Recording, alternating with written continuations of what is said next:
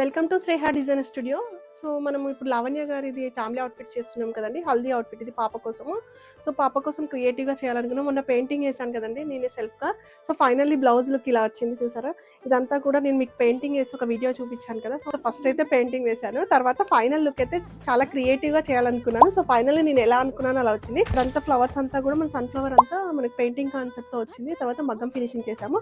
ఇక్కడ చూసారా సన్ఫ్లవర్లో డిఫరెంట్గా నేను యూనిక్గా చేయాలనుకున్నాను. సో ఫైనల్లీ అలానే వచ్చింది.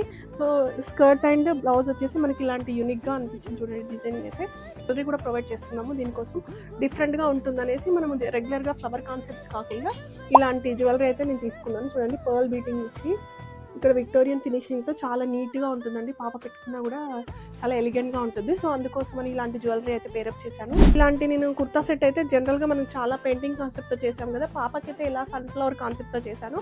బాబు కోసం కూడా ఇలాంటి సన్ఫ్లవర్ అంతా పెయింటింగ్ చేసాము. చూడండి చాలా నీట్గా ఎలిగెంట్ లుక్లో వచ్చింది చూడండి ఫ్లవర్స్ అయితే. సో ఇది కూడా సెల్ఫ్గా పెయింటింగ్ చేశాను, చాలా బాగా వచ్చింది. ఐఎమ్ సో హ్యాపీ అండ్ చాలా ఇంప్రెసివ్గా ఉంది వర్క్ అయితే. సో ఫైనల్లీ సో ఇలాంటి డిఫరెంట్ ఫ్యామిలీ అవుట్ఫిట్స్ కోసం శ్రేహ డిజైన్ స్టూడియో ఫాలో చేయండి, మాకు ఆర్డర్ చేయండి.